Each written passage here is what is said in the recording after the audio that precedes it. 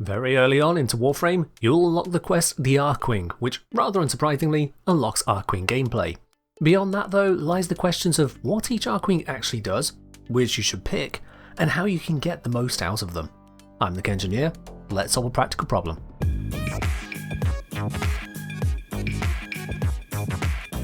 Completion of the Archwing quest is sufficient to obtain your first Archwing and Arch weapons. While the Odonata Archwing is viable in its own right, the weaponry leaves a lot to be desired and you should look to upgrade at the first opportunity.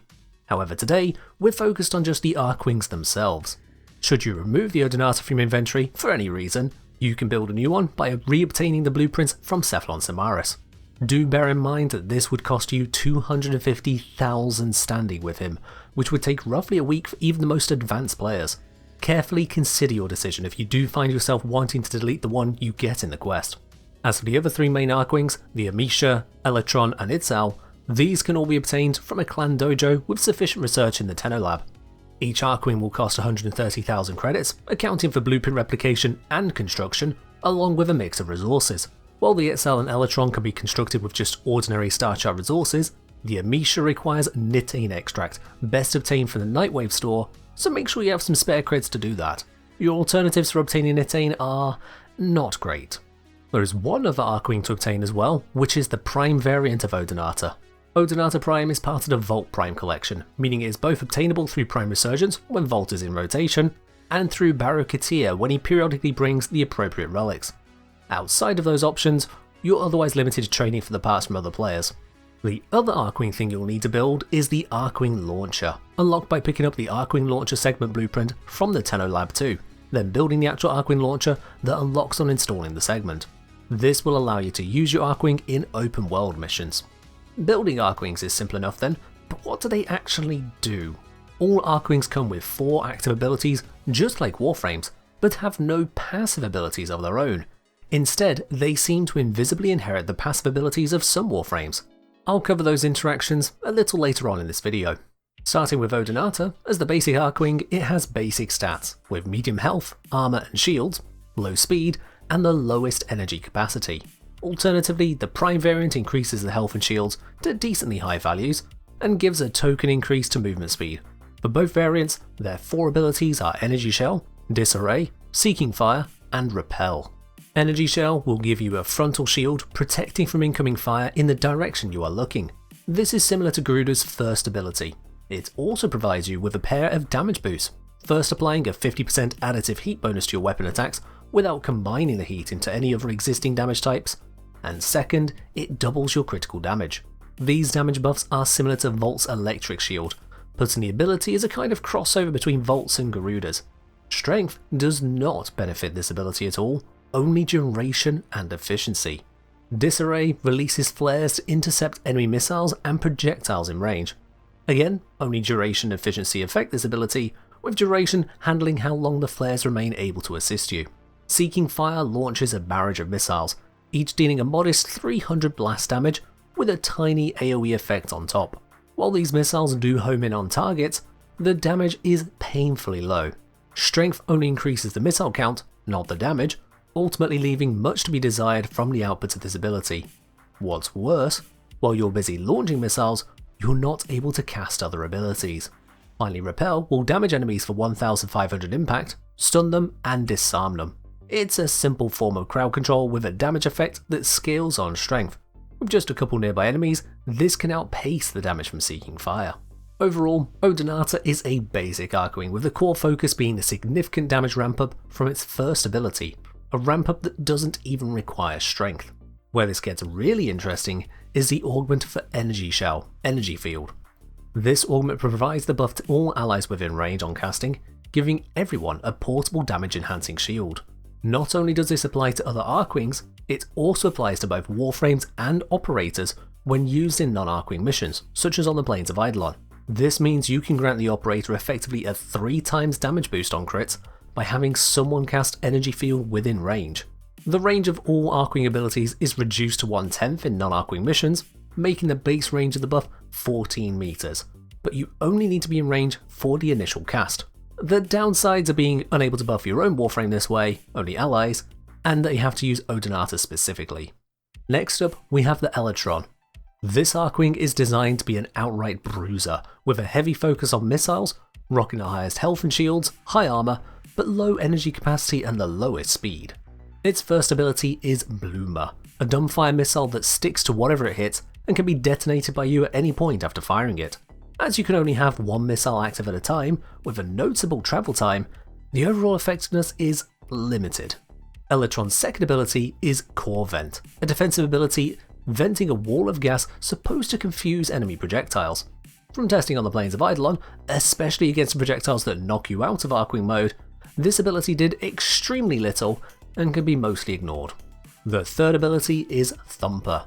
This fires a projectile which, on impact or early detonation by recasting, will create a long duration bombardment. Explosions continuously go off in the area, dealing a base 500 damage each. Given this ability lasts for 45 seconds with 3 explosions a second, even if only every second explosion hits something, and then only one enemy, the total damage will be 33,750, significantly more than the 1,000 from the first ability. The radius of the bombardment is 180 meters in Archwing missions, down to 80 meters in non-Archwing missions, and the radius of each explosion is 80 meters or 8 meters respectively.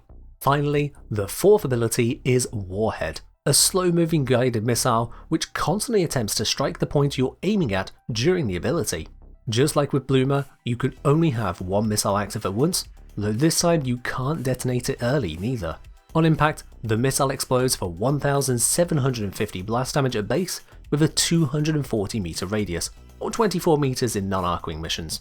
The core problem for Elytron is that all of these damage numbers are close to fixed.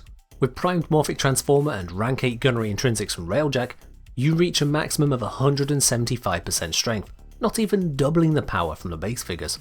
As a result, the damage doesn't scale into higher levels, but it is still usable on weaker objectives.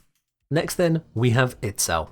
Where Elytron is focused on damage, Itzal is more of a utility Archwing, bearing the worst health, armor and shield stats, but having the highest energy capacity and movement speed. Its first ability is Arcline, functioning almost identically to Valkyr's Ripline ability. Aimed at an entity such as an enemy or ally, Arcline yanks it towards you and lightly damaging the target if it's an enemy. Should you cast it on terrain instead, you'll be pulled towards the terrain at a high speed. The second ability is Penumbra, turning Itzal invisible as well as its nearby allies. This invisibility remains in effect so long as no one moves. Should an ally move, their invisibility will break until they stop again in range. Should you move by any means other than using Archwing Blink, then the ability is cancelled, ending the invisibility for everyone. In addition to turning invisible, it has the added effect of instantly causing enemies and projectiles to forget where you were, halting fire immediately. This is different to Warframe invisibility, which will often see alerted enemies fire on your last known location for a moment after going invisible.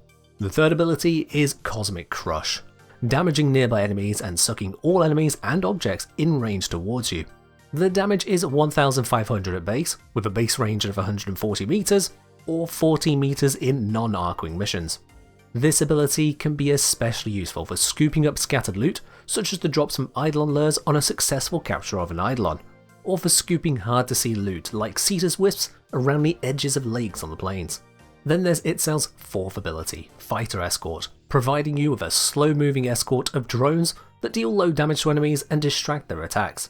If a drone is hit by enough damage, it'll explode, dealing 2,500 damage out to a range of 160 meters.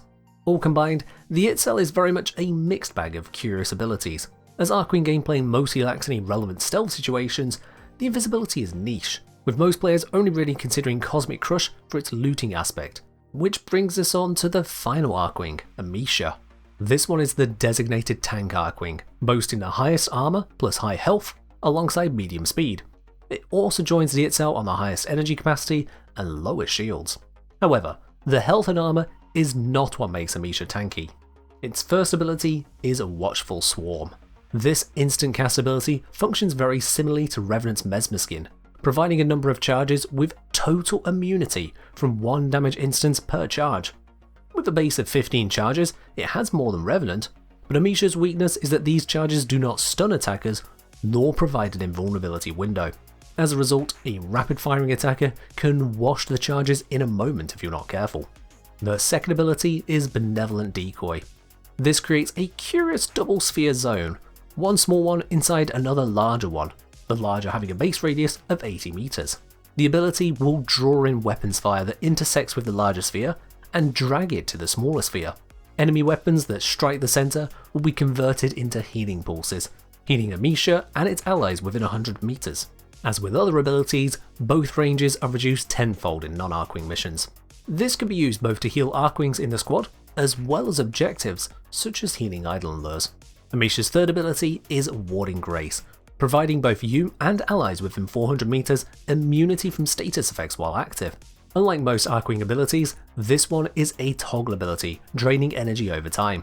On top of the status immunity, protecting you even from those staggers or backflips caused by clipping terrain, Warding Grace will slow nearby enemies down to a max of an 80% slow. Once again, the range is reduced to a 10th in non-Archwing missions. Lastly, Amesha has a Vengeful Rush. Whenever Amesha would take damage while this ability is active and Amesha is not at full energy, the incoming damage is converted to energy instead. In this way, Amesha is immortal if not at full energy, and Amesha can spam Benevolent Decoy at any time to expend energy. The ability also grants a token 10% bonus to the range, duration and strength of Amesha and its allies in range. Between all those abilities then, Amesha is absolutely the king of survivability for Archwings, while bringing precious little else in the process. With these abilities all considered, it's actually really easy to slot each Archwing into a specific role and build accordingly. Odonata is for weapon damage enhancement through the use of Energy Shell and Energy Field. As this doesn't require strength, Odonata can instead be built for range, duration, efficiency, energy, speed and defense. All of the mods here fit with no former required. Elytron is for messing around with its warhead ability more than anything. If you want to chuck out missiles, it gets the job done for that, but otherwise, it just doesn't matter as an Archwing. This build is far from optimal, but it's functional enough when using only an Orokin reactor. I would not advise investing any further into Elytron, as it's just not worth it. Itzal is for shenanigans, whether that's having Archwing Stealth, super scooping loot, or just yanking a giant infested creature off a cliff. If you need to survive something, you can just go invisible, so without needing tank mods, we can just focus on mobility and casting mods with this setup here. You can invest a former or two for defensive mods, but I personally don't see much reason in that other than pure completionism. Lastly, Amesha is for survival purposes. As Amesha itself survives using abilities, no tank mods are required, thus taking the same approach as its self-modding. Whether you are struggling to keep Eidolon lures alive and want the decoy, or need something that doesn't evaporate in high-level railjack missions as you move between objectives, Amesha is the one Archwing that will survive regardless of what level the mission is. Once you've decided on which Archwing you're using and why, we can finally bring in the choice of Warframe and upgrades. As I briefly mentioned earlier, some Warframe passives apply when you're using your Archwing. Specifically, Caliban, Citrine, Equinox, Gara, Garuda, Harrow, Necros and Protea all contribute their passives. Some are mild, like Necros' healing, due to having a tiny range, while others are more substantial. Protea's bonus strength on your 4th cast allows you to get much more power out of strength-based abilities, especially useful for Elytron's missiles. Caliban will provide an adaptation effect, improving the resilience of Archwings other than Amesha. Garuda can increase your damage up to double with enough kills, beneficial to all Archwings. As for upgrades, some mods and arcanes can boost your Archwings too.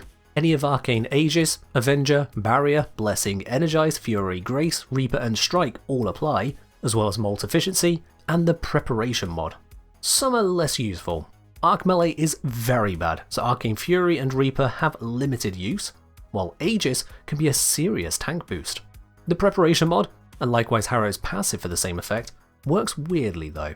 Instead of filling up your Archwing to max energy on spawn, it appears to instead add on the energy the mod would provide to your Warframe.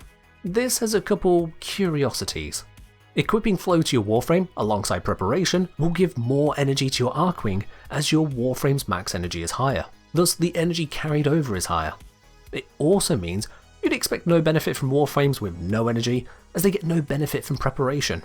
In true Warframe fashion, this isn't true. Lavos, equipped with Preparation, does indeed grant extra starting energy to Archwings. Not only that, but equipping Flow buffs this further, despite having no effect on Lavos himself. It seems that somewhere hidden in the background, Lavos does actually have an energy pool, he just doesn't know how to use it. Mind you, none of these mods and combos are necessary for Archwing. If you want to have a general maximization when doing a pure Archwing mission, simply use Garuda with Preparation, Flow, and a couple relevant arcanes like Aegis and Avenger. These will give you significant buffs if you wish to optimize your loadout. Despite having a total of 16 abilities between the Archwings, they're pretty simple overall and fit into quite distinct roles in the game. Take your pick of buff, barrage, block, and other, depending on the mission objective you'll be using it for. As ever, these videos are made possible by support from viewers like you, and by showing your support on Patreon, you can help me continue to bring these guides to you while getting more in the process. The link to that is in the video description. That's all from me for now, so as always, equip wings, master space, and fight well, Tenno.